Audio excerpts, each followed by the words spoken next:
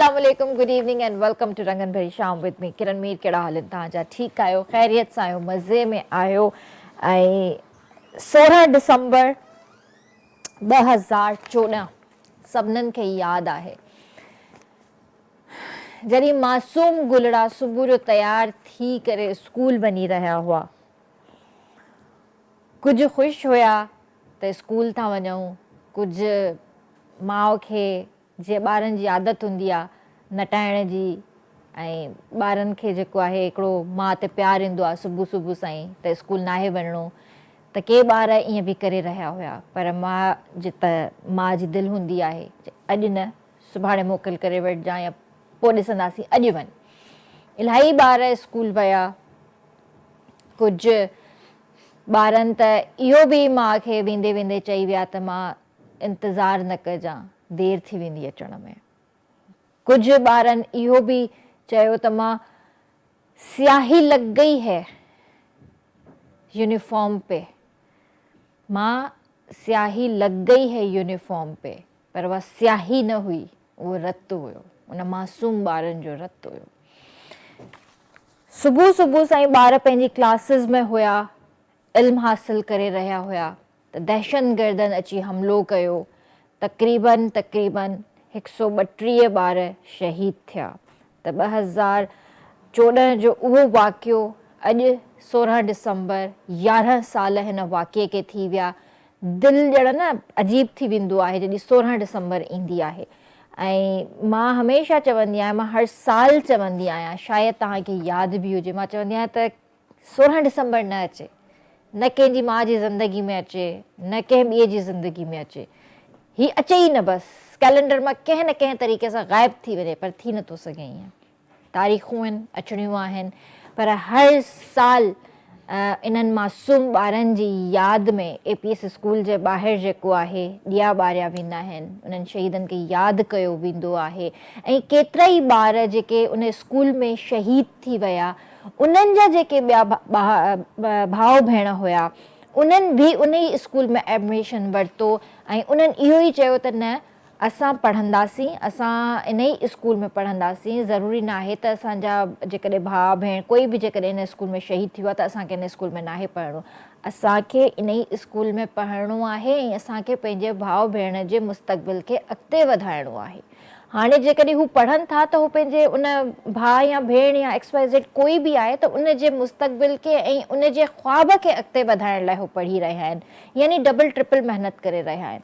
सो मां तव्हांखे ॿुधाइणु चाहींदसि, अॼु खां 11 साल अॻु 16 डिसंबर 2014 ते आर्मी पब्लिक स्कूल ते दहशतगर्दनि हमिलो कयो, जंहिंमें 150 जे लॻभॻि माण्हू शहीद थिया, जंहिंमें 132 मासूम शागिर्द बि शामिल हुआ।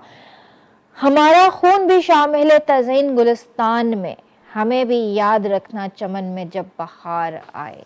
त बिल्कुलु असांखे यादि आहियो, हमेशह यादि आहियो ऐं हमेशह यादि रहंदा। इहे उहे ॿार हुया जेके असांजो मुस्तक़बिल हुया। इन्हनि मासूम गुलड़नि खे असां नथा विसारे सघूं, हे डायरेक्ट जन्नत में विया। उनमें केतिरा ई जेको आहे टीचर्स बि शामिलु हुया। तव्हां ॾिसो, जॾहिं बि असांजे साम्हूं इहे फुटेजिस ईंदियूं आहिनि हर 16 डिसंबर ते, त दिलि ॼण रोईंदो आहे, रत जा ॻोढ़ा रोईंदो आहे।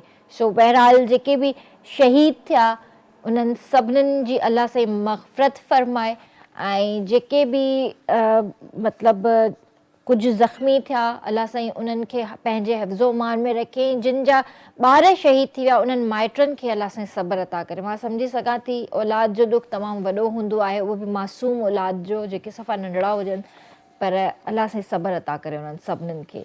त इन खां अलावा जेको आहे व्यूअर्स, इहा बि ॻाल्हि ज़रूरु करणु चाहींदमि त राति तक़रीबन 12-1 जे विच में कराची में ॿुधण में आयो त ज़लज़ले जा कुझु झटका महसूसु थिया आहिनि।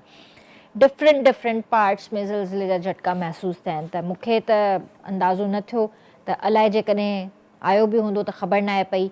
ऐं असां शायदि हाणे एतिरा यूज़ टू थी विया आहियूं जो थोरो बि जेकॾहिं बेड हिले या काई अहिड़ी शइ थिए त असांखे शायदि फील न थींदो आहे। अलाह साईं माफ़ु करे जेसिताईं को वॾो ट्रेमर न अचे। तेसीं ताईं शायदि असांखे फीलिंग न ईंदी आहे। मूंखां इलाही फैमिली मेम्बर्स या इलाही माण्हुनि जेको आहे फ़ोन करे राति जो बि पुछा कई, सुबुह जो बि पुछनि पिया। मां चयो अलाए मूंखे त न आहे ख़बर, पर जॾहिं मां न्यूज़ ॾिठी सुबुह ऐं वरी राति जे टाइम जॾहिं मां सोशल मीडिया थोरो ॾिठो त उन वक़्तु सभिनीनि जा जेके आहिनि स्टेटस लॻी विया त कराची में जेको आहे अर्थक्वेक महसूसु थियो आहे, कुझु ज़लज़ले जा झटका महसूसु थिया आहिनि। सो अलाह साईं सभिनीनि खे पंहिंजे हिफ़्ज़ो मान में रखे ऐं ख़ुदा न ख़्वास्ता जॾहिं बि काई बि अहिड़ी शइ महसूसु कयो था त हिकदमि घरनि खां ॿाहिरि निकिरी वेंदा कयो, पंहिंजे बुज़ुर्गनि खे ॿारनि खे वठी करे कंहिं मैदानी एरिया में हली वेंदा कयो, छो त कराची हूअं ई फॉल्ट लाइन ते आहे कुदरती ऐं कराची नथो बर्दाश्त करे सघे इहे ज़लज़ले जा झटका। पर शुकुरु कयो त इहे झटका जेके आहिनि कुझु महसूसु थींदा आहिनि, वधीक कोन हूंदा आहिनि ऐं अलाह न करे के वॾा ज़लज़ला अचनि, असां नथा अफोर्ड करे सघूं। इन खां अलावा जेकॾहिं मौसम जी ॻाल्हि कयां त मौसम तव्हांखे ख़बर आहे त राति खां वठी थोरो थधिकार थी पियो आहे ऐं सुठो मौसम आहे। सुबुह जो बि काफ़ी थधिकार हुयो, अॼु ॾींहुं बि बहितर आहे, त हाणे आहिस्ता आहिस्ता इनशाअल्लाह ॾींहों ॾींहुं बहितर ई मौसम थींदो वेंदो। उन खां अलावा जीअं ही टाइम आहे, शाम जो टाइम आहे ऐं असांखे चांहि जी बि तलब थींदी आहे, त हमेशह जीअं वाइटल बि असां सां गॾु आहे। त वाइटल टी पाकिस्तान में साल जी सभ खां वॾी कंज़्यूमर प्रमोशन खणी आई आहे ऐं तव्हांजो रोज़ानो वारो हिकु कोप चांहि बि ज़िंदगी बदिलाए सघे थो। बसि वाइटल टी जो कंज़्यूमर प्रमोशन वारो पैक ख़रीद कयो, इन में मौजूदु एंट्री कार्ड तलाश कयो ऐं एंट्री मोकिलियो ऐं खटियो शानदार इनाम घर, उमिरि जी टिकटूं, सोन जा सिक्का, जदीद स्मार्टफोन ऐं घणो कुझु। जेतिरा वधीक पैक ओतिरियूं वधीक एंट्रीज़ ऐं खटण जा वधीक मौक़ा। वाइटल पियो ज़िंदगी जो। जी हा व्यूअर्स, इन सां गॾोगॾु जेको आहे असां सां गॾु स्टूडियो में ज़बरदस्त गेस्ट बि हिते मौजूदु आहिनि। सो मां तव्हांखे ॿुधाइणु चाहींदसि असां सां गॾु स्टूडियो में सिकंदर अब्बासी साहब हिते मौजूदु आहिनि ऐं जेके राइटर आहिनि, ऑथर आहिनि ऐं फॉर्मर प्रेसिडेंट आहिनि अदब कमेटी जा। सो उन्हनि खे भली कार कंदासीं। अस्सलाम वालेकुम। वालेकुम अस्सलाम। कीअं आहियो सर? ठीकु आहियो? अल्लाह जो शुक्र आहे, तव्हां ठीकु आहियो? अल्हम्दुलिल्लाह मां बिल्कुलु ठीकु आहियां। ऐं ही बि मां तव्हांखे ॾेखारणु चाहींदसि स्क्रीन ते, हिननि जो बुक आहे ही मसवाड़ी मोहब्बत, नॉवेल आहे ही। त हे रेंटल मोहब्बत आहे, हिनखे इहो ई चइजे न, मसवाड़ीअ जी मोहब्बत। सो हिन जे हवाले सां थोरा असांखे सर ॿुधायो त ही कॾहिं पब्लिश थियो, छा आहे हिन में? जी असल में ही नॉवेल आहे, मुंहिंजो ॿियो नॉवेल आहे। अच्छा। जी हिन खां पहिरियों नॉवेल हुयो मुंहं जो माॻ ऐं ही हिन साल ई आयो आहे मसवाड़ी मोहब्बत। ही असल में मोहब्बत जी हूअं त घणी डेफिनेशन आहे। जॾहिं इंसान मोहब्बत खे डिफाइन कंदो आहे, उनजी सम्झाणी ॾींदो आहे त अञा वधीक सुठो मुंझंदो वेंदो आहे, अञा वधीक ॻाल्हि ॻोरी थींदी वेंदी आहे। त हीअ मसवाड़ी मोहब्बत जेको हिन नॉवेल में जेको ज़िक्र आहे, त हीअ जेका दुनियावी मोहब्बत आहे जंहिंखे असां चवंदा आहियूं न, ज़माने जूं मोहबतूं, हीअ मसवाड़ी मोहब्बत उनखे चयो वियो आहे। जेके असां मुख़्तलिफ़ तरीक़नि सां मसवाड़ अदा कयूं था, भोगड़ान जी सूरत में, पीड़ाउनि जी सूरत में, जुदाई जी सूरत में, तवजो जी सूरत में, बेवफ़ाई जी सूरत में, इहे सभु मसवाड़ूं आहिनि जेके असां मोहब्बत जे नाले ते अदा कंदा आहियूं। सही। पर तव्हांखे ज़िंदगी में अहिड़ी कहिड़ी हिकिड़ी इंस्पिरेशन मिली जो तव्हां लिखण जी तरफ़ आयो? हा, असल में पहिरियों त मां पढ़ंदो हुयुसि, रीडर हुयुमि। जॾहिं मां पढ़ंदो हुयुमि त कुझु टाइम खां पोइ मूं महसूसु कयो त कुझु आहे जेको ॿाहिरि निकिरणु चाहे थो, इज़हार जो ज़रियो चाहे थो। हर कंहिं वटि इज़हार जो मुख़्तलिफ़ ज़रियो हूंदो आहे। पेंटर पेंटिंग जे ज़रिए पंहिंजे जज़्बात जो इज़हार कंदो आहे, राइटर कलम जे ज़रिए कंदो आहे। त मूं बि महसूसु कयो त मूं वटि कुझु आहे जेको मां ॿाहिरि अचणु चाहे थो। त ईअं मूं कलम जो सहारो वरितो ऐं पहिरियों मूं कॉलम्स लिखिया अख़बारनि में, उनखां पोइ कहाणियुनि जी तरफ़ आयुमि, कहाणियूं लिखियमि। उनखां पोइ ड्रामे जी तरफ़ आयुमि, ड्रामो स्क्रिप्ट लिखियमि, नाविल कहाणियूं, ईअं इहो सिलसिलो शुरू थी वियो। सही सही सही। पर ईअं बि हूंदो आहे न त घणा माण्हू पढ़नि था ऐं ज़ाहिर आहे तव्हांजा बि किताब पढ़ंदा हूंदा, तव्हांखे फॉलो बि कंदा हूंदा, पर उहा कहिड़ी जनरेशन आहे जेका तव्हांखे वधि खां वधीक पसंदि बि करे थी ऐं तव्हांखे चङी तरह डिफाइन बि करे सघे थी? हा, जेकॾहिं मां पंहिंजी सिर्फ़ु ॻाल्हि कयां त जेका मौजूदा जनरेशन आहे, न्यू जनरेशन जेके असां चऊं, त इहा अॼुकल्ह किताब पढ़े पई। जीअं चवंदा आहिनि त इंटरनेट जो दौरु अची वियो आहे, टेक्नोलॉजी आहे, पढ़णु घटिजी वियो आहे, माण्हू किताब घटि था पढ़नि, पर ईअं न आहे।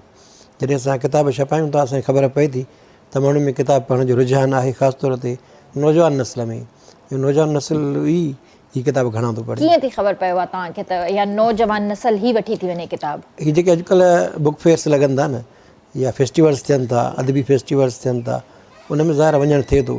पोइ उते असां अखियुनि सां ॾिठूं था त जेके शाइक़ीन आहिनि, जेके माण्हू अचनि था, उन में घणो तइदादु नौजवाननि जो आहे, या जेको तव्हांखे फीडबैक मिले थो त नौजवाननि जी तरफ़ ई मिले थो। सही, ठीकु आहे। जीअं हाणे जनरेशन हूंदो आहे, पर अॼु जे दौर में जेकॾहिं कोई शाइर थिए थो त ॿुधण में घणो करे इहो ई ईंदो आहे त हिनखे मोहबत में धोखो मिलियो हूंदो या काई अहिड़ी ॻाल्हि थी हूंदी तॾहिं वञी शाइर थियो। ख़ासि करे न्यू जनरेशन जे हवाले सां ॻाल्हि थी कयां त इहो कॉन्सेप्ट छो आहे हर कंहिंजे माइंड में?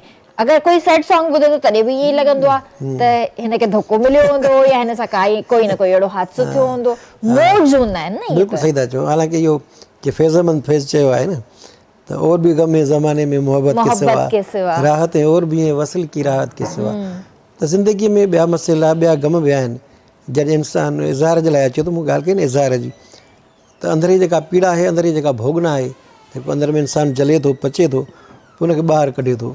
उहो ज़रूरी न आहे त उहो इश्क जे करे थियो हुजे। दुनिया जूं ॿियूं ख़राफ़ातूं बि आहिनि, ॿिया मसइला बि आहिनि जेके इंसान खे उदास कनि था, परेशान कनि था। ऐं हू या त शाइर थी वञे थो, या पेंटर थी वञे थो, या गुलकार थी वञे थो, को न को रस्तो इख़्तियार करे थो इज़हार जे लाइ। जेकॾहिं ईअं न हुजे त इंसान जो जेको आतिश पिछा आहे उहो अंदर में जली जली जली ख़तमु थी वञे। सही। अच्छा, जीअं हाणे लिखो था तव्हां ऐं ज़ाहिर आहे समाज बि आहे हिकिड़ो, छा हुनखे माइंड में रखी करे लिखंदा आहियो? हा बिल्कुलु, समाज खे ई माइंड में करे लिखिबो आहे। छो त ख़्याली दुनिया में जॾहिं तव्हां ख़्याली ॻाल्हियूं लिखंदव त उन में वज़न न हूंदो, उहा माण्हू खे क्लिक न कंदी।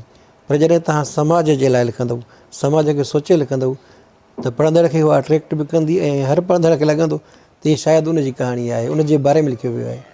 ईअं बि थींदो आहे न त इंसानु जेकॾहिं कुझु लिखे थो, ख़्याल आहे, आमद थी थिए, ज़ाहिर आहे त शाइरनि जे मथां थींदी, मुंहिंजे मथां त कोन थींदी, पर लेट सपोज़ जेकॾहिं मां लिखां थी, मूंखे का ज़हन में शइ आई त मां पंहिंजी हिकिड़ी इमेजिनरी हिन में दुनिया में हली वेंदमि, इमेजिनेशन वारे दौर में हली वेंदमि। समाज उन वक़्तु थोरो जेको आहे न परे थी वेंदो मूंखां, मां हिकिड़ी अलॻि ई दुनिया में हली वेंदमि। त ईअं बि थींदो आहे? ईअं बिल्कुलु थींदो आहे। छो त जॾहिं इंसानु ख़्यालात जोड़े थो न त हू हिकिड़ी तसवुरात जी दुनिया जोड़े थो, पर जॾहिं उन्हनि खे लफ़्ज़नि जो रूप थो ॾिए तॾहिं समाज साम्हूं अची थो वञे। पोइ समाज खे साम्हूं रखी इंसानु उनखे कलमबंदि करे थो। बाक़ी जेके ख़्याल आहिनि उहे त ज़ाहिर आफ़ाक़ी हूंदा आहिनि। इंसानु राइटर कहिड़ो बि हुजे, शाइर हुजे, कहाणीकार हुजे, ड्रामा निगार हुजे, हू पंहिंजे ख़्यालनि जी दुनिया जोड़ींदो आहे। समाज खां थोरी हटियल हूंदी आहे, ख़ूबसूरत हूंदी आहे, पर जॾहिं हू लिखणु वेहे थो त हुनखे समाज खे साम्हूं रखिणो पए थो, तॾहिं हू बहितर लिखी सघे थो। कॾहिं ईअं थियो लिखणु वेठा हुजो, ज़हन में का शइ हुजे पर लफ़्ज़ तव्हांजो साथ न ॾियनि? घटि थींदो आहे, ईअं तमामु घटि थियो आहे। छो त जॾहिं इंसानु लिखणु वेहे थो न त ऑटोमेटिकली लफ़्ज़ हीअं मींहं जे कणनि जे हीअं किरंदा वेंदा आहिनि, किरंदा वेंदा आहिनि। छो त जॾहिं तव्हां वटि लफ़्ज़ आहिनि त पोइ तव्हांखे ॾुखियाई न थींदी तख़य्युल खे कलमी रूप ॾियण जे लाइ। कॾहिं कॾहिं रेयर केसिस में ईअं थींदो आहे त को अहसासु अहिड़ो हूंदो आहे जेको अंदर में त इंसान खे भञंदो आहे, उनखे बेचैन कंदो आहे, पर उहो लफ़्ज़नि जी माला में पिरोए न सघंदा आहियूं, उहो लफ़्ज़नि में न ईंदो आहे। इहो तमामु घटि थींदो आहे। को ॾुख अहिड़ो हूंदो आहे जंहिंजे लाइ लफ़्ज़ तमामु नंढा महसूसु थींदा आहिनि। जीअं तव्हां हाणे ताज़ो ॻाल्हि कई 16 नवंबर जी, त हिनखे जॾहिं इंसानु 16 डिसंबर सॉरी, त हिनखे जॾहिं कलमबंदि कंदा आहियूं न त वाक़ई लफ़्ज़ साथ न ॾींदा आहिनि। इहो अहिड़ो ॾुखु आहे जेको लफ़्ज़नि खां तमामु घणो मथां आहे। सही ॻाल्हि आहे। त अहिड़ा ॾुख, अहिड़ा अहसास हूंदा आहिनि जंहिंजे लाइ लफ़्ज़ वाक़ई बेमाना थी पवंदा आहिनि। सही सही। माशाल्लाह, तव्हां अदब कमेटी जा प्रेसिडेंट बि रहिया आहियो। जी जी। त इहो सिलसिलो कॾहिं जुड़ियो ऐं मतिलबु हुनजा प्रेसिडेंट बि थिया त वरी? असल में मां जॾहिं हिन वक़्तु मां कराची में रहाइश पज़ीर आहियां, पर मां बेसिकली लाड़काने जो आहियां। मुंहिंजी सॼी ज़िंदगी लाड़काने में ई गुज़री आहे। त हुते आर्ट काउंसिल आहे लाड़काने में, माशाल्लाह काफ़ी फ़ाल आहे ऐं अदब लाइ तमामु घणो कमु पियो थिए हुते। त उते मां हुनजो पब्लिकेशन चेयरमैन थियो हुयुमि 2 सालनि जे लाइ, 2024-25 में। त हुन में मूं मैगज़ीन बि छपाया हुया, किताब बि छपाया हुया। त 2 साल उहो सिलसिलो हलियो हुयो। हुन खां पोइ मां कराची शिफ्ट थी आयो आहियां। त हिन वक़्तु हुनजो मां मेंबर न आहियां, पर मतिलबु लिखण जो सिलसिलो हले पियो। सही। त कीअं रहियो उहो वक़्तु? ज़ाहिर आहे का न का अचीवमेंट बि उन दौर में मिली हूंदी तव्हांखे, जेका तव्हांखे अॼु बि यादि हुजे? हा जी जी, बिल्कुलु। ज़ाहिर आहे त हाणे जॾहिं इंसानु अदबी सरगर्मियुनि में रहे थो त घणो कुझु हासिलु करे थो। ऐं उन ज़माने में प्रोग्राम थिया, सेमिनार्स थिया, कॉन्फ्रेंसूं थियूं, त हिकिड़ी अचीवमेंट हूंदी आहे एज़ ए कंहिं बि उहिदेदार जे लाइ।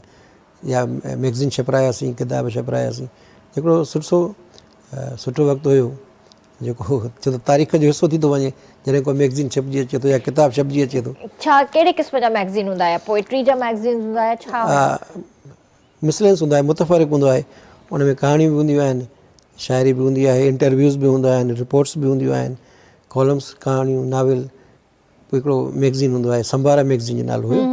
त लाड़काणे में जीअं मोंज दड़ो आहे, उन संबारा हिकिड़ो सिंबल आहे, त संबारा मैगज़ीन असां कढंदा हुआसीं। सही। हुन में कहाणी अॼु बि अचे पियो? हा, छो त हाणे हिन वक़्तु ॿिया दोस्त आहिनि उहिदे ते, उहे बि मैगज़ीन साम्हूं कढनि पिया। शमई आहे, साल में 2 दफ़ा निकिरंदो आहे। अच्छा अच्छा अच्छा। जी जी। हर 6 महीने? हर 6 महीने। हर 6 महीने। पोइ छा उनजी उहा ई कंटिन्यूटी बरक़रार आहे? माण्हू उहो ई पढ़नि था, उहो ई वठनि था? बिल्कुलु, छो त असां वटि मैगज़ीन सिंधी में तमामु घटि पिया छपिजनि। अॻे जेके छपिजंदा हुया उहे किन सबबनि जे करे बंदि थी विया। त हिन वक़्तु चंद मैगज़ीन आहिनि ऐं जेके शाया थियनि था। पोइ जेके शाया थियनि था उहे बिल्कुलु माण्हुनि खे पसंदि अचनि था ऐं उहे उन्हनि खे वठनि था। छो त तइदाद घटि आहे ऐं पढ़ंदड़ माशाअल्लाह सुठा आहिनि, त मैगज़ीन बाक़ाइदा हथो हथ हली वेंदो आहे। सही। अॼुकल्ह तव्हां कहिड़ी शइ ते कमु करे रहिया आहियो? अॼुकल्ह बसि मूं हीउ नाविल पूरो कयो आहे, छपिजी आयो आहे। हाणे कहाणियूं आहिनि, कहाणियूं लिखां पियो, त इंशाअल्लाह ताला कहाणियुनि जो किताबु आणिबो, या कॾहिं कॾहिं को ड्रामो लिखी वठंदो आहियां, टाइम मिलंदो आहे। अच्छा, सही। ड्रामो भी मतलब छा के चैनल लाइ या जस्ट? चैनल लाइ लिखिया आहिनि। मूं तमामु केतिरनि ताईं 100 खां मथे मुंहिंजा ड्रामा हली चुका आहिनि। सीरियस में? सीरियस। यार मूंखे ख़बर ई कोन्हे का कहिड़ा कहिड़ा ड्रामा या था? हा, मुंहिंजो पहिरियों ड्रामो हुयो ज़िंदगी, सीरियल हुई 2005 में। अच्छा। उन ते मूंखे बेस्ट राइटर जो अवार्ड मिलियो। ज़बरदस्त। उन खां अलावा खाली आसमान, ख्वाब नग बगर, को दर्द ला दवा, कागज़ जो शहर, सांवरा गुलाब दिलनि जा, काफ़ी सीरियल्स हलियूं आहिनि मुंहिंजे हिते, ऐं सोलो प्लेस हलिया आहिनि। वाह वाह। इहा मूंखे ख़बर कोन्हे, इहा त मुंहिंजे लाइ वाक़ई वॾी हिकिड़ी ॻाल्हि आहे। सो मतिलबु तव्हां केतिरनि जो पार्ट रहिया आहियो? हा जी जी, 2005 खां ईअं करे सम्झो त केटियन सां वास्तो आहे, बल्कि मां चवंदुमि त मूंखे ठाहिण में केटियन जो किरदारु आहे। माशाल्लाह माशाल्लाह। कीअं वक़्तु गुज़रियो भला? तमामु बहितरीनु। जॾहिं मां हाणे वॾो आयुमि त इहे पुराणी यादियूं ताज़ियूं थी वेंदियूं आहिनि। वाक़ई इहा हक़ीक़त ॻाल्हि आहे। हिन 20 सालनि खां हिते अचूं पिया। हिन चैनल में इहा अलाए कहिड़ी हिकिड़ी ख़ासियत आहे जो हिते पेर रखिजे थो न त बसि उहे पुराणियूं यादूं ताज़ा थी वेंदियूं आहिनि। हक़ीक़त आहे। सिंधी चैनल्स खे केटीएन बि पहचान ॾिनी, ॿिया त बाद में आया, पर केटीएन मतिलबु ईंदा आहियूं त हिकिड़ी अजीब कशिश महसूसु थिए, पंजाब महसूसु थींदी आहे। इहा वाक़ई सही ॻाल्हि आहे। असांखे पहचान जेकी केटीएन ई ॾिनी आहे। माशाल्लाह हिन करे कॾहिं को दोस्त फ़ोन कंदो आहे त पोइ दिलि छिक खाईंदी आहे त हले आ। सही ॻाल्हि आहे, थींदो आहे ईअं। अच्छा, ड्रामनि जी जेकॾहिं थोरी ॻाल्हि कजे त ड्रामनि मां अॼुकल्ह जेके ड्रामा हली रहिया आहिनि, सिर्फ़ु असां वटि न, ओवरऑल मीडिया जी ॻाल्हि थी कयां, ड्रामनि में सेटिस्फाई आहियो तव्हां उन्हनि जे कॉन्टेंट मां? सेटिस्फाई उहो एतिरो न आहियूं। इन ॻाल्हि खे मां चाहियां थी त कंटिन्यू कयूं ब्रेक खां पोइ, छो त ब्रेक जो बि वक़्तु थी वियो आहे। जी व्यूअर्स, वक़्तु थियो आहे ब्रेक जो, जल्दी हाज़िर था थियूं।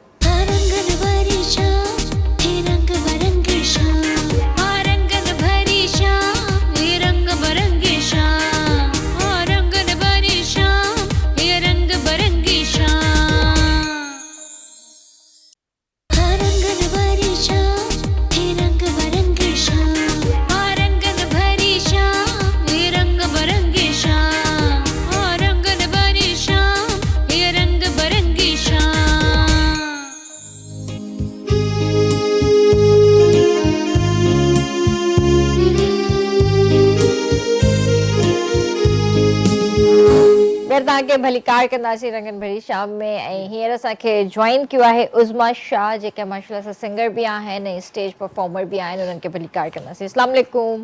वालेकुम अस्सलाम। बहुत शुक्रिया आपके बुलवाने का, और मैं कैसे आपका शुक्रिया अदा करूँ, आई डोंट हैव वर्ड्स। और आप जैसी हस्तियाँ जब साथ होती हैं तो फिर ज़िंदगी कमाल होती है। माशाल्लाह माशाल्लाह, थैंक यू। और बहुत अच्छा लग रहा है आपको दोबारा देखकर। कैसी हैं आप? ठीक हैं? बस आपकी मेहरबानी है और परवरदिगार का एहसान। माशाल्लाह माशाल्लाह। क्या कह रही हैं आजकल? आवारा करतियाँ करनी चाहिए। थक गई थी घर बैठ बैठ के, मैं को फिरो काम करती। कहाँ फिरी? मैं अमेरिका गई थी, फिर उसके बाद अभी फिर जा रही हूँ, फिर जाऊँगी। सही। जाती रहूँगी, फिरती रहूँगी। तो वहाँ ही बस आवारागर्दियाँ चल रही हैं, कहीं और किसी और कंट्री में नहीं? जहाँ काम होता है वहीं की आवारागर्दी हमारी इतनी सी होती। सही। इससे आगे आवारागर्दी हो नहीं सकती हम, क्योंकि हम लोग आवारा एक्चुअली होते नहीं हैं, लगते हैं। चले माशाल्लाह। कॉन्सर्ट है कोई वहाँ पर? कॉन्सर्ट्स होते रहते हैं इंशाल्लाह ताला। फेब में है, अच्छा अच्छा। तो कनाडा में भी है और अमेरिका में भी है, उसके बाद यूके जाएंगे। सही सही। क्योंकि प्रोसेस होता है, वीकेंडली प्रोग्राम्स होते हैं ना वहाँ पे, कि 4 हफ्ते यहाँ गुजार लिए, 3 वहाँ गुजार लिए, 2 वहाँ गुजार लिए, वापसी के फिर इतनी देर में टाइम टू फ्लाइट हो जाता है। सही। और यहाँ कराची के हवाले से क्या काम चल रहा है आजकल? कराची के हवाले से टेलीविज़न का काम चल रहा है, अभी पीटीवी किया है अल्हम्दुलिल्लाह, तो नेशनल, तो अभी रीजनल किया था, जैसे यहाँ पर कर रही हूँ अल्हम्दुलिल्लाह। तो बस मौला का करम है कि ज़्यादातर कलंदर शहंशाह का एहसान है कि वो चला रहे हैं और हम चल रहे हैं। माशाल्लाह माशाल्लाह। आप माशाल्लाह इतनी जॉली हैं, आप जहाँ भी जाती होंगी परफॉर्मेंस देने के लिए, तो जाहिर है ऑडियंस तो बहुत इंजॉय करती होगी। अल्हम्दुलिल्लाह, शुक्र अल्हम्दुलिल्लाह। और ज़िंदगी जो है ना वो दुख से और टेंशन से तो सब गुजार लेते हैं, मगर जो ज़िंदगी थोड़ी सी है या ज़्यादा सी है, जब कोई आपको देख के मुस्कुरा देता है ना, इसमें बड़ी जन्नतें मिल जाती हैं। तो खुश रहना चाहिए। सही बात है। आप में क्या है क्या नहीं है ये तो परवरदिगार को इल्म है ना, वो बारी ताला गैब का इल्म जानता है। लेकिन हम लोगों को चाहिए, आम रूटीन में भी अगर आप किसी के साथ हंसेंगे तो वो हैरान होकर आपकी शक्ल देखने लग जाएगा। Why she is smiling, why he is smiling, क्योंकि मुस्कुराता चेहरा लोगों को अच्छा नहीं लगता, because people is really serious.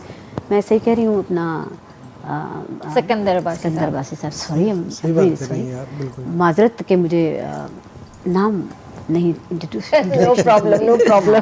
बड़ी जॉली था। बिल्कुल सही कहा आपने। वही जो कौन ऐसे कहते हैं ना, जिंदगी जिंदा दिली का नाम है, तो जिंदा दिली अच्छी बात है ना।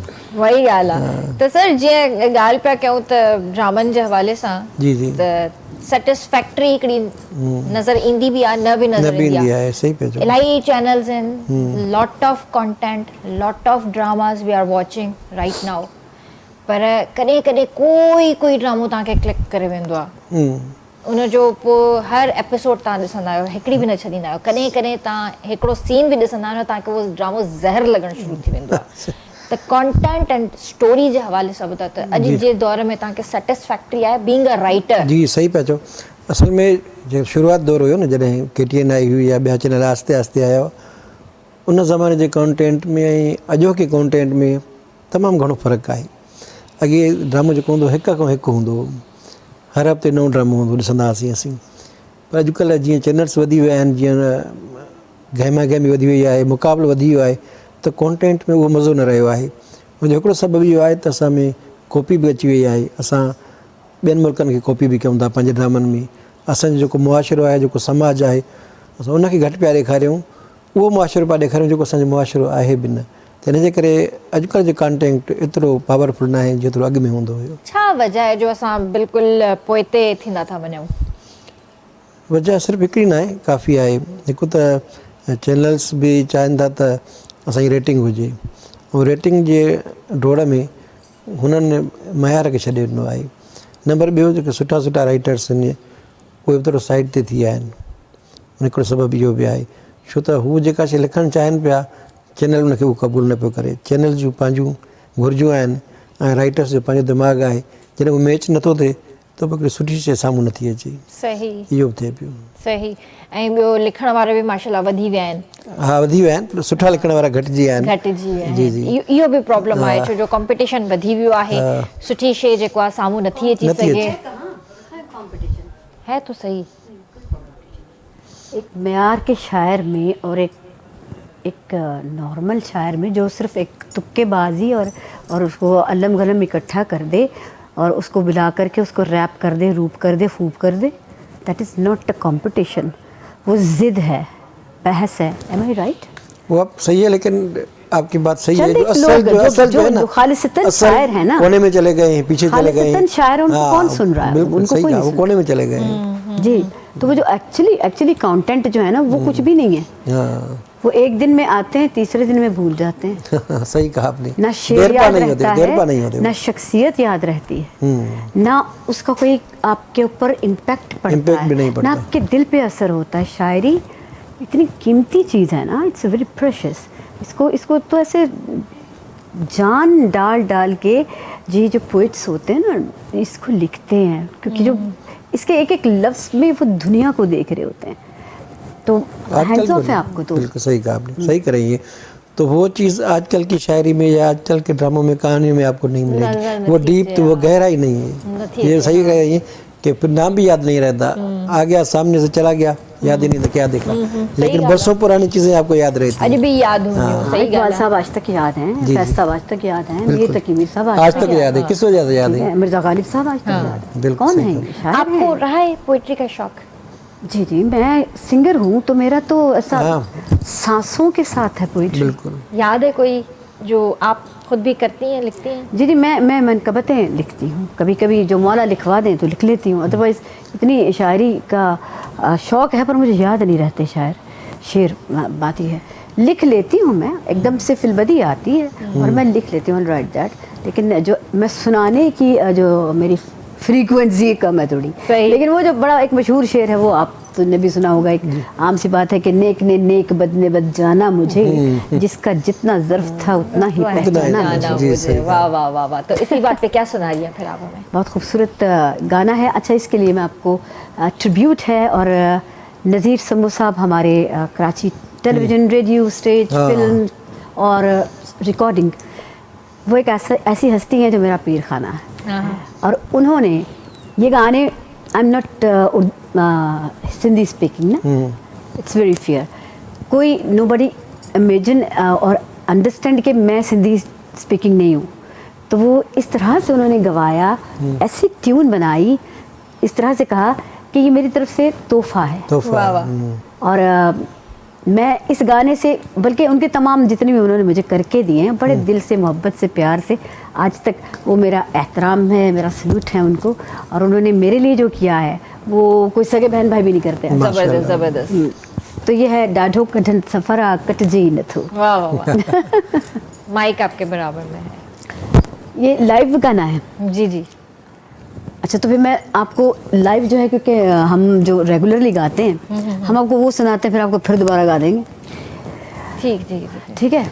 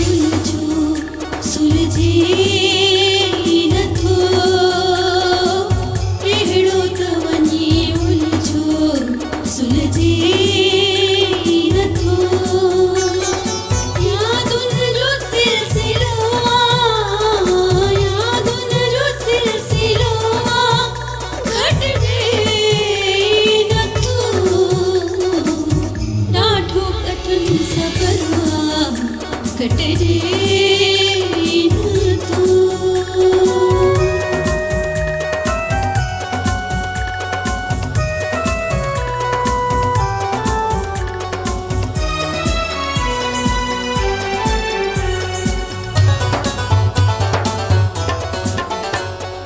विखरियल उदास दुनिया का नाराज जुल्फ़िकार।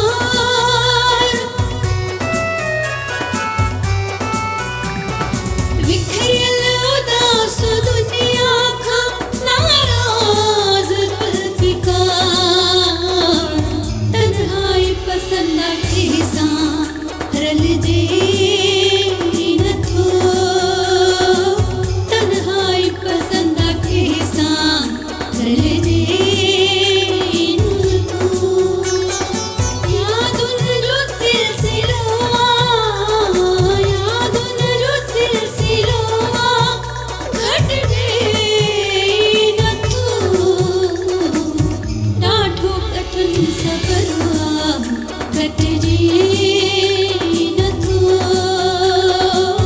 ॾाढो कठिन सफ़र कटजे न थो। वाह वाह वाह वाह, बेहतरीन बेहतरीन, बहुत अच्छा लिखा हुआ है और बहुत अच्छा आपने गाया भी है माशाल्लाह। कुछ मतलब जाहिर है सिंधी आपकी लैंग्वेज नहीं है, लेकिन फिर भी आपने बहुत अच्छे तरीके से उसको निभाया। प्रॉब्लम हुई मतलब नहीं। गाते हुए एक्सेंट का कुछ मसला? एक्सेंट के लिए मैंने बताया ना कि नज़ीर साहब, नज़ीर भाई मौजूद थे और उन्होंने कहा कि कोई भी ऐसा लफ्ज़ ख़राब नहीं होना चाहिए कि कल आपका प्रोनाउंसिएशन सुन कर ये कहें कि किससे याद किया गवा या दिया, हाँ। ये मेरा गाना है और मैं चाहता हूँ कि उस मौत तुम गाओ। मैंने कहा नज़ीर भाई मुझे तो मेरी तो ये लैंग्वेज ही नहीं है, आप अच्छी तरह जानते हैं। कह रहे लेकिन जब आप गा सकती हैं मोर थो टिले राने और ये गा सकती हैं आप क्या है वो अक्सर हम लोग गाते हैं यार गाना। खैर सिंधी मिंदी मैं गा लेती हूँ, लेकिन मैं डर के गाती हूँ इसलिए कि बुरी बात है, हर लहजे का और हर ज़ुबान का और हर चीज़ का अपना एक तकद्दुस है। और हमारे लिए जितनी वो प्यारी है ना, वो दूसरे को उससे ज़्यादा प्यारी है। जाहिर है, हाँ। तो उस प्यार का एहतराम करना चाहिए। सही, बहुत अच्छी बात। अच्छा, कोई ऐसी परफॉर्मेंस उज़मा जिसने आपके करियर को, आपकी लाइफ को चेंज कर दिया हो? मेरी ज़िंदगी की पहली परफॉर्मेंस जो थी मेरे उस्ताद मोहतरम मोइन अख्तर साहब। तो मैं टेलीविज़न, रेडियो, स्टेज, फिल्म की आर्टिस्ट रह चुकी हूँ और अभी भी हूँ। टेलीविज़न अभी मैंने आपको बताया मैंने किया। तो मतलब मेरी ज़िंदगी का सबसे बड़ा और ख़ूबसूरत पल ये है कि मैं मोइन अंकल की स्टूडेंट हूँ। This is I am really proud of it. और उन्होंने मतलब जो टाइम का, जो ज़िंदगी का, तरीक़ेकार का और लेसन खड़े होने का, बैठने का, उठने का, गुफ्तगू का और जोक में रहने का, मजाक में रहने का स्टाइल बताया। बेटा ये मतलब तुम मुझे बस देखती रहा करो। वो मेरे वालिद साहब के बेहतरीन दोस्तों में से एक थे। मेरे वालिद साहब गवर्नमेंट कॉन्ट्रैक्टर थे और ज़ाहिर है कि कराची हमारी सारी फैमिली ही रहती है ऑलमोस्ट। तो that's why I understand Sindhi and little bit I want to speak और लिटिल बिट स्पीक भी कर लेती हूँ। लेकिन ये है कि उस वजह से हर चीज़ का एहतराम जो है वो इसका क्रेडिट मेरे मोइन अंकल को जाता है। ज़बरदस्त, माशाल्लाह माशाल्लाह, बहुत अच्छी बात है। मोइन अख्तर साहब, कौन नहीं जानता उनको, बच्चा बच्चा जानता है। और आज वो हमारे बीच पत्ता में बूटा बूटा हाल में हमारा नहीं जाने है। तो मतलब एक लेजेंड की कमी महसूस होती है आज के दौर में, बहुत ॾाढी कमी महसूस होती है। ॾाढी तमामु लीजेंड हुयो, वाकई लेजेंड हुयो, legend। वाकई लेजेंड। सिर्फ कॉमेडियन न हुयो, जो जब होना है वो तब होता है कि अगर ये लेजेंड ना होता ना और वो चले जाते और यही होते तो वो ना बात बनती, वो बात ना बनती जो हमारे दिलों में तकद्दुस और मोहब्बत अभी भी मौजूद है। तो ज़ाहिर ऑब्वियसली बंदा बूढ़ा होता है, थकता है, परेशान होता है। अल्लाह ताला ने मेहरबानियाँ करनी होती है उन लोगों पर जो वक्त से बाइज्जत वक्त पे चले जाते चले जाते हैं। सही कहा। सर अॼु जो जेको टाइम आहे, तव्हां पाकिस्तान जे अंदरि सिंधी अदब खे, सिंधी पोइट्री खे कीअं पिया ॾिसो? सिंधी अदब पोइ बि सुठो पियो सरिजे। सिंधी शाइरी जेका आहे, सिंधी पोइट्री जेका आहे, उन में एतिरो कमाल न आहे। असां चवंदासीं त शेख अयाज़ खां पोइ, हसन दर्स खां पोइ सईद मेमून खां पोइ सिंधी शाइरीअ में उहो मज़ो, उहो चार्म न आहे रहियो। कुझु शाइर आहिनि जेके अॼु बि सुठो लिखनि पिया पर ओतिरो मज़ो कोन्हे को जीअं चइबो आहे न त हिकिड़ी छाप छॾे वञे का शाइरी दिलि ते नक्श थी वञे उहा घटि पई सघिजे। सही। तव्हां कुझु पोइट्री ॿुधाइणु चाहींदव? हा मां उर्दू नज़्म करे चवंदो आहियां या जेके मुंहिंजा ड्रामा KTN ते हलिया आहिनि मुंहिंजा टाइटल सॉन्ग मां पंहिंजनि ड्रामा जा पाण लिखंदो हुयुमि सही एतिरो कंदो हुयुमि बाक़ी घणी शाइरी न कंदो आहियां सही या उर्दू पोएम्स नज़्म नसरी नज़्म चया आहिनि जो किताब बि मुंहिंजो आयल आहे उर्दू नज़्म सही जो। पोइ जीअं उज़मा साहिबु अचो त यादि घटि रहंदा आहिनि पर इहो आहे त मूंखे पंहिंजे ड्रामे जा टाइटल सॉन्ग हिकिड़ो यादि आहे उहो मां तव्हांखे ॿुधायां पंहिंजी शाइरी जेका आहे मुंहिंजो ड्रामो हुयो इंतिहा ड्रामे जो नालो हुयो उनजी शाइरी त टुटल छेर जहिड़ी ही टहकनि जी रिमझिम टुटल छेर जहिड़ी ही टहकनि जी रिमझिम ही नेणनि मां नीरनि जे पन छिण जी मौसम विछोड़नि जे वण जी ततल छांव सारी यखड़ियुनि जे अमृत मां ओतियल खुमारी अञा प्यार जी पर न थी इंतिहा को व्याकुल वैरागी पथर जे नगर जो को व्याकुल वैरागी पथर जे नगर जो ॻोल्हे सोजरो पियो थो पंहिंजे अंदर जो यथूहर जे मन जी अकेली उदासी बिरह जे कंहिं बादल बिना वारे आसी अञा पर न ॻोल्हा जी थी इंतिहा अखियुनि जे अङण ते उजागनि जा पहिरा अखियुनि जे अङण ते उजागनि जा पहिरा ही ख्वाबनि अज़ाबनि सराबनि जा सहरा अंदर जा ही उल्का दगनि ते विछायल सुखनि जे शहर जा बि पेरा विञायल वाह वाह अञा हसरतुनि जी न थी इंतिहा अञा चाहतुनि जी न थी इंतिहा। नाइस इहो टाइटल सॉन्ग हुयो आशिक़ निज़ामाणीअ ॻायो हुयो आशिक़ निज़ामाणी हिकिड़ो वॾो सिंगर तमामु आहे वॾो नालो तमामु वॾो नालो ऐं वाकई उन दौर में मां चवां थी न गाना हुजनि म्यूज़िक हुजे ड्रामा हुजनि स्टोरीज़ हुजनि सभु लाजवाब लाजवाब हूंदा हुआ हक़ीक़त आहे इहो। ऐं अॼु असां इलाही पोइते हलिया विया आहियूं हा बसि ॿुधायोमांव त मतिलबु क्वांटिटी घणी आहे तइदाद घणो आहे पर क्वालिटी न आहे क्वालिटी जो फुक़दान आहे असां वटि सुठियूं शयूं घटि आहिनि बाक़ी शयूं घणियूं आहिनि शयूं घणियूं आहिनि सही सुठियूं घटि ॻाल्हि आहिनि। सोशल मीडिया राइटर्स जे लाइ छा चवणु चाहींदव? सोशल मीडिया चैलेंजेस बि आहिनि अपॉर्चुनिटीज़ बि बिल्कुलु अपॉर्चुनिटीज़ बि आहिनि ख़ासि करे जॾहिं को AI आई आहे त इहो आहे त हिकिड़ी सुठी शइ ट्रांसलेट थी वञे थी इहो हिकिड़ो फ़ाइदो पियो आहे राइटर्स खे जेके राइटर्स जंहिंजी अंग्रेज़ी कमज़ोर आहे अंग्रेज़ी नथा पढ़ी सघनि त AI उन्हनि खे सिंधी में उर्दू में इज़ीली हिकिड़ो सुठो तर्जुमो करे ऐं साम्हूं आणे थी त अॼुकल्ह जेको दौरु आहे उहो राइटर्स जे लाइ हिकु सुनहरो दौरु मां चवंदुमि जेके सिखणु चाहिनि त सुनहरो दौरु आहे हर शइ सिखी सघनि था तमामु घणी सोशल मीडिया उनखे अपॉर्चुनिटीज़ ॾिए थी त हिकिड़ी मां सुठो माण्हू राइटर थी सघे थो उन में क्वालिटीज़ अची सघनि थियूं जी। त तव्हां छा चवंदव उन जेके नवां लिखंदड़ आहिनि जेके अचणु चाहिनि था हिन फील्ड में उन्हनि खे हिकिड़ी का टिप जेकॾहिं ॾियणु चाहियो त छा टिप ॾींदव? असल में लिखणु हिकिड़ो ॾांहुं आहे कुदरती ॾांहुं हूंदो आहे न त जीअं मां जेकॾहिं शाइरी कंदुमि मां त शाइरी सुठी न करे सघंदुमि जेतिरो मां सुठो नसरु लिखी सघां थो त हिकिड़ो ॾांहुं आहे अलाह साईं हिकिड़ो ॾांहुं ॾिनो आहे त पहिरीं शइ त ॾांहुं आहे जेकॾहिं तव्हां वटि ॾांहुं आहे त उनखे निखारण में उनखे अञा बहितर बनाइण में मुतालियो तमामु वॾो किरदारु अदा कंदो आहे। तव्हां वटि मुतालियो हुजे तव्हां सुठो अदब पढ़ियो हुजे मुतालियो करण सां इहो आहे त तव्हां वटि लफ़्ज़नि जो ज़ख़ीरो अची वेंदो तव्हां वटि लफ़्ज़ घणा अची वेंदा पहिरीं शइ मुतालियो उन खां पोइ मुशाहिदो तव्हां समाज जो मुशाहिदो कयो ऑब्ज़र्व कयो शयुनि खे इहे ॿ शयूं जॾहिं गॾिबियूं त सुठो राइटर थी सघे। ज़बरदस्त ज़बरदस्त हिते वठूं था व्यूअर्स ब्रेक ऐं ब्रेक खां पोइ जल्दी हाज़िर था थियूं।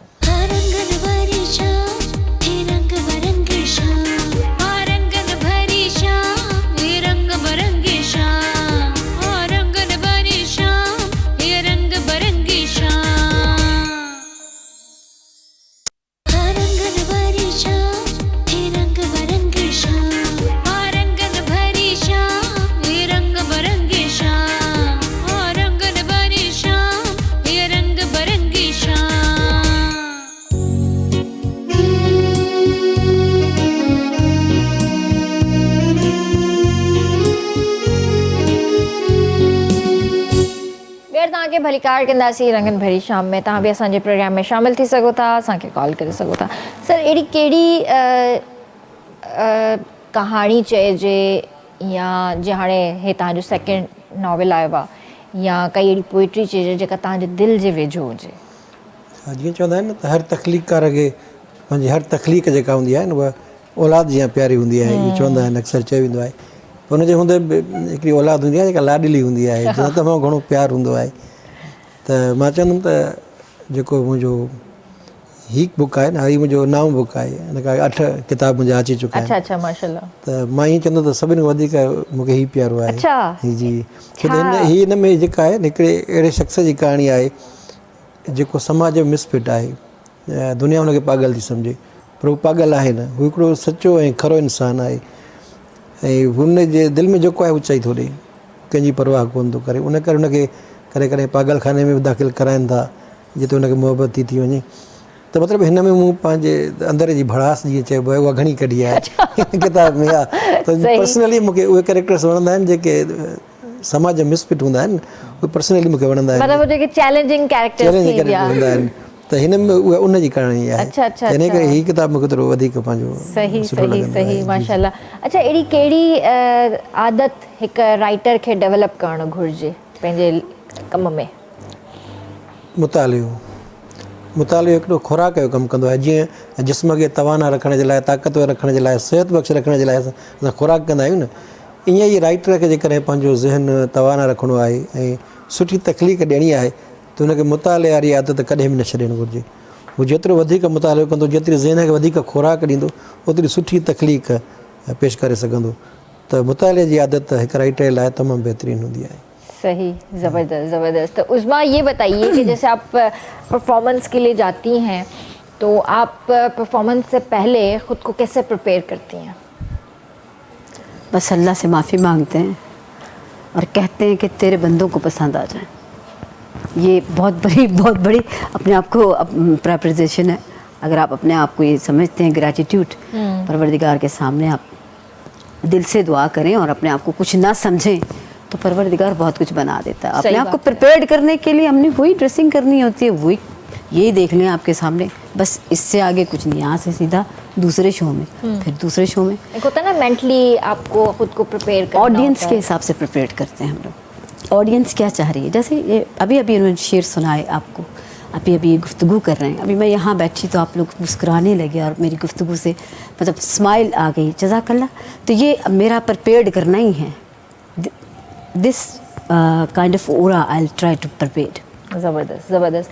यहाँ पे हमारे पास बहुत सारे क्या कहते हैं कि एक परफॉर्मर्स जो हैं स्टेज पे करते हैं, और जो ऑडियंस है वो हर किस्म की होती है। जी जी बिल्कुल, ठीक है, यंगस्टर्स भी होते हैं, बुजुर्ग भी होते हैं, मिडिल बीच में एज गैंगस्टर्स भी होते हैं।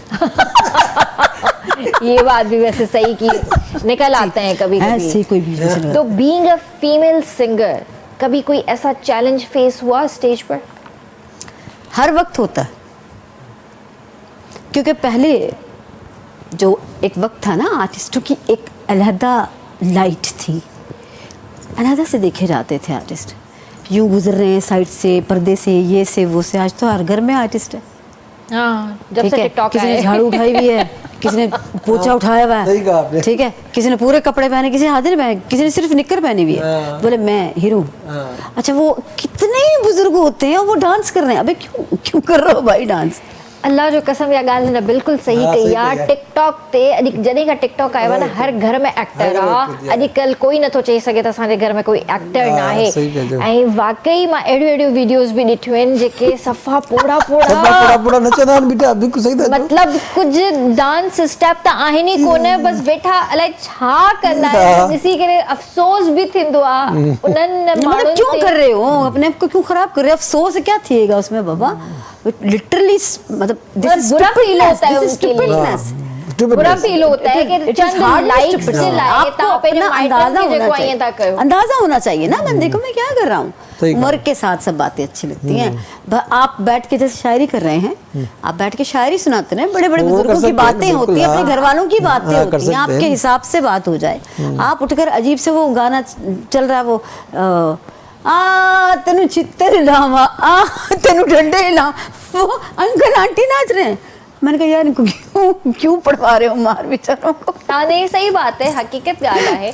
त अजीब ट्रेंड्स एवरीबडी डांसिंग, और हर घर में सिंगर है, हर घर में डांसर है, हर घर में एक्टर है, हर घर में पोएट है, हर घर में पता नहीं क्या है, क्यों है, बस हैं जो हाँ, भी लेकिन है। बात यह है कि वो वैल्यूज में कमी आ गई ना, जो हम लोगों ने इतनी मेहनत करके, अभी आपने देखा कैसे ट्यून हुए हम, ठीक है, आप किसी को भी बिठा दें टिकटॉकर को, he never can do that. नहीं नहीं कर नहीं, सकता, नहीं, कभी बिल्कुल भी नहीं सही कर ठीक है, सकते, कभी भी उसको नहीं कर अंदाजा ही नहीं कि ये ट्यूनिंग होगी होती कैसे। है, बिल्कुल सही। ये पैर धोने से, पैरों का जो है ना अदब करने से मिलता है। बाअदब बामुराद, बेअदब बेमुराद। बेमुराद। आप कितने भी आप खूबसूरत हो जाओ, यंग हो जाओ, फला हो जाओ, फलू हो जाओ, आप में एहतराम नहीं है, इज्जत नहीं है, तो आप नहीं किसी बन काबिल सकते, नहीं है, नहीं बन सकते, किसी कुछ भी भी नहीं काबिल बन नहीं। सकते। सही सही कहा। बात है, यू हकीकत नेवर बात डू एनीथिंग और नोबडी रिस्पेक्टिंग यू। क्यों आप दूसरों की खुदी से रिस्पेक्ट नहीं करते हो, बिल्कुल। तो बोलेगा इसका क्या करना है, वाई आई शुड। है। सही बात है। चलें फिर इसी बात पे क्या सुना रही हैं आप? हाय, आपने तो मुझे दुखी कर दिया है। नहीं नहीं, दुखी ना हो। दुखी प्रेम नगरी। मैं आपको गज़ल सुनाती हूँ। ये जी हमारी मेंटोर हैं मलका तरन्नुम नूरजहां साहिबा, जिनसे आज तक हम जैसे लोग और भी हमारे बाद भी लोग उनका सदका खाते रहे। वाकई वो इतनी बड़ी आर्टिस्ट है सही कहा आपने। और मेरे मौला का एहसान है कि मुझे उनकी थपकी है, तब की जबरदस्त है। जबरदस्त, माशाल्लाह। बड़ा एहसान। माशाल्लाह।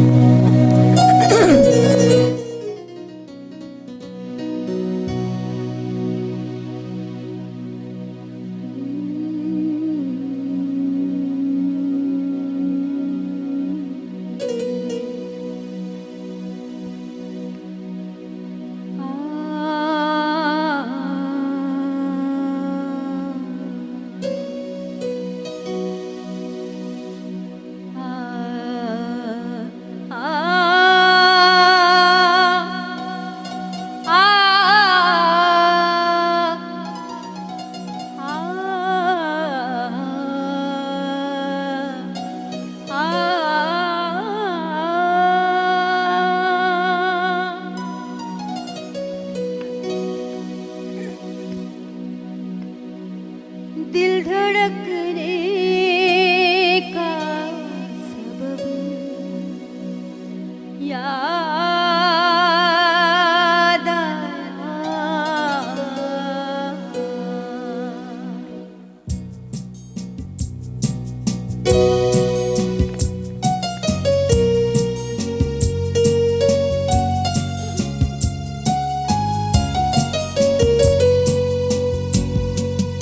दिल धड़कने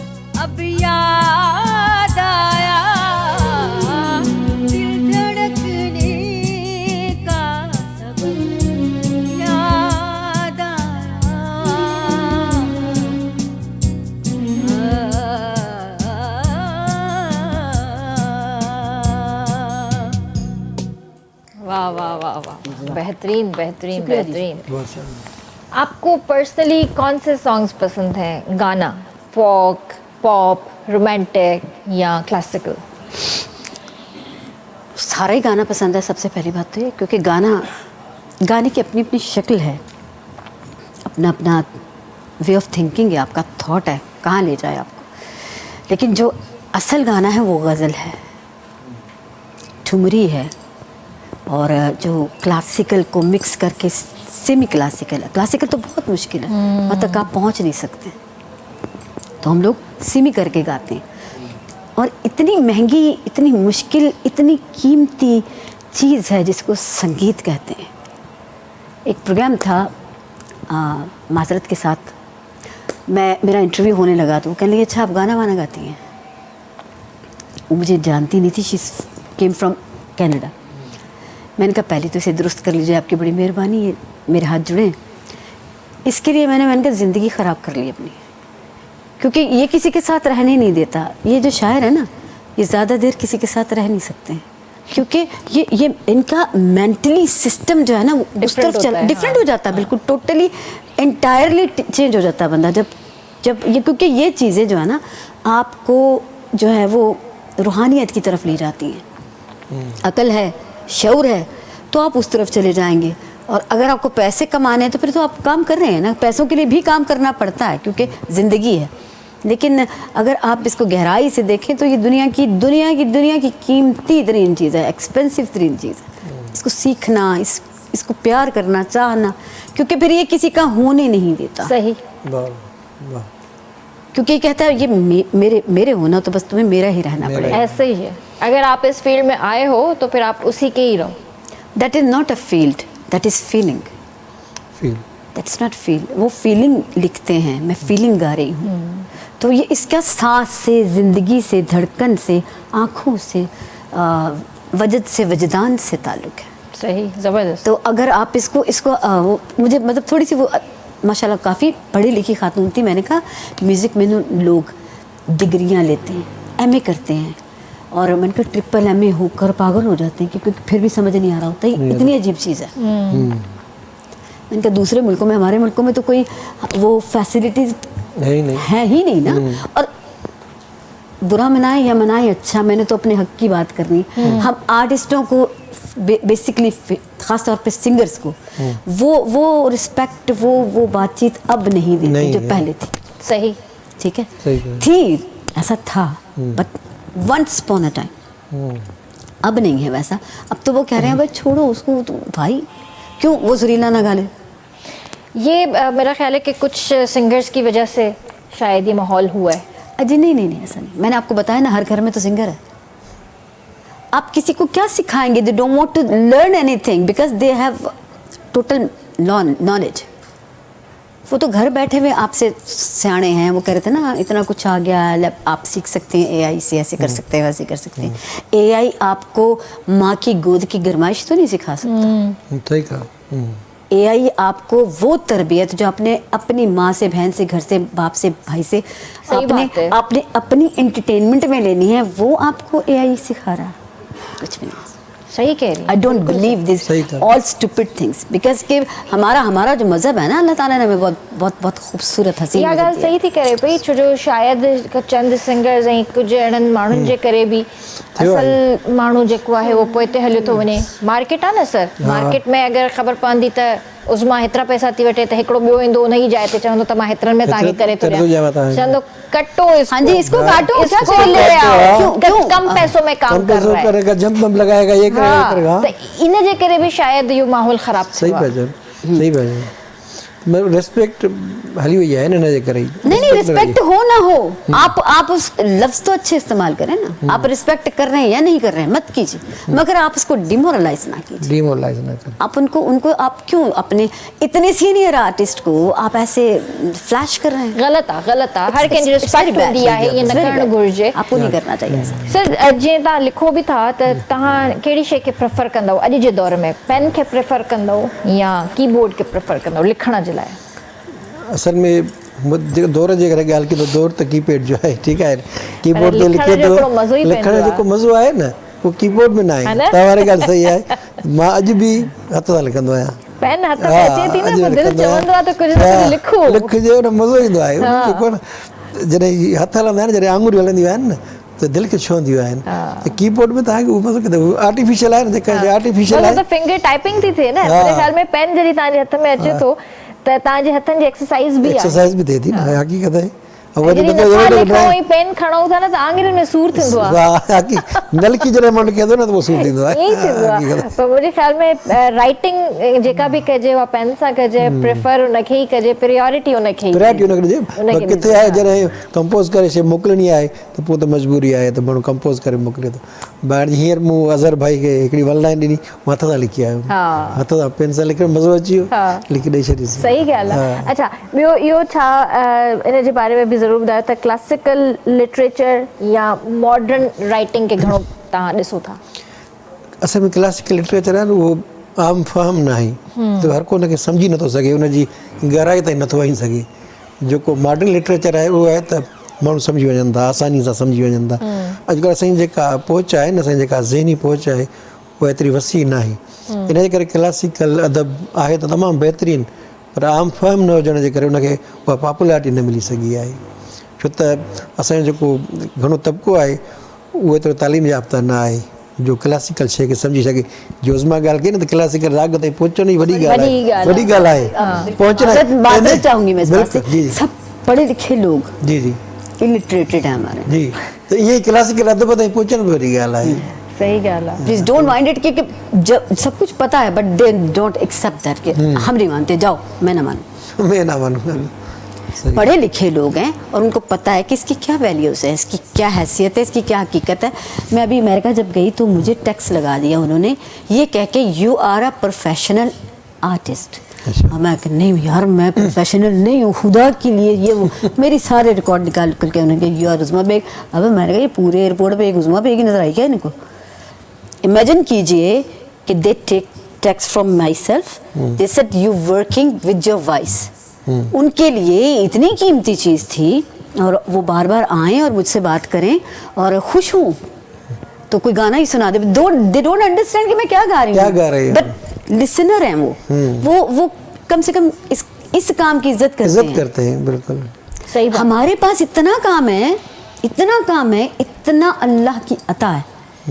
जैसे ये बैठी है आपके सामने अता, कितने खूबसूरत आपको पोइट्री इन्होंने सुनाई।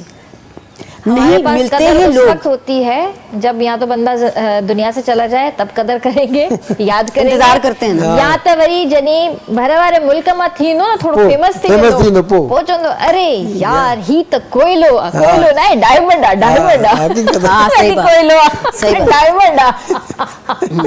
असा जब दिमाग घुमी गया नहीं है जदी कोयलो डायमंड पहले तो कोयला ही कहना ना, बाद में उसके बाद वो डायमंड हो जाता है। वो नजर की खराबी है और फहम की खराबी है ना कि जो पहले कोयला कह रहे हैं बाद में डायमंड कह रहे हैं। और क्यों दूसरे मुल्कों ने उन्होंने कहा कि ये डायमंड है, फिर वहां से स्टैंप होकर आया ना। तो यही तो बोल रही हूँ ना, बाद में कदर करते हैं। यहाँ पे मुसीबत ये, इसी वजह से हमारा पूरा टैलेंट जो है ना घर बैठ जाता है। इसी वजह से इसी वजह से घर घर में टैलेंट आ गया। फिर उन्होंने कहा हम तो कोयला हैं, ये लो फिर कोयले की कान। जबरदस्त, बड़ी मेहरबानी सर, तव्हां कीमती वक्त ॾिनो, आपका भी शुक्रिया अदा करना चाहूंगी। लास्ट में आपका गाना सुनेंगे। श्योर जी श्योर। ऐं लास्ट में कोई असांजे व्यूअर्स खे मैसेज ॾियणु चाहींदव? मैसेज कहिड़ो, बसि मां इहो चवंदो आहियां त जियो ऐं जीअण ॾियो, ॿिनि लफ़्ज़नि में चवंदुमि। जीअणी त कोन था ॾियनि, जीअण ई नथा इन करे चवां त जियो ऐं जीअण ॾियो। छा कयूं, इन ते बि लिखूं भला, लिखणो ई पवंदो है ना। जान छॾियो, पंहिंजी ज़िंदगी गुज़ारियो, असांखे सही बात, सुकून सां रहण ॾियो। अब जाओ यार भाई, बस करो, जाओ भाई। आप कुछ बोलेंगी इनको? किनको मैं क्या बोलूं, मैं तो खुद सीख रही हूँ भाई। AI आ गई दोबारा, अब दोबारा नहीं, दोबारा से AI आ गई। मैं दोबारा से बड़ी हो रही हूँ, दोबारा से सीख रही हूँ। I am learner. वो तो हम अपनी पूरी जिंदगी सीखते रहेंगे। नहीं, मैं किसी को क्या कहूँगी, मैं तो खुद सीख रही हूँ। मुझे तो खुद कुछ नहीं आता, I don't know anything. Because कि मैं अगर कहूँगी कि जी मैं ऐसे करें वैसे करें, क्या करें, उनको सब कुछ पता, वो सब कुछ करते हैं, मुझसे सीखते हैं। हमसे ज्यादा इंटेलिजेंट है लोग, हम उनसे सीखते हैं। बस अच्छा कहिए, अच्छा सुनिए, अच्छा बोलिए, बस सही। दुआ लीजिए, दुआ दीजिए। जबरदस्त, इंशाल्लाह तव्हां सां जेको आहे सुभाणे मुलाक़ात कंदासीं। तेसीं ताईं पंहिंजे प्यारनि जो तमामु घणो ख़्यालु रखिजो। मूंखे RBS जी पूरी टीम खे ॾींदा इजाज़त। अल्लाह हाफ़िज़ जी।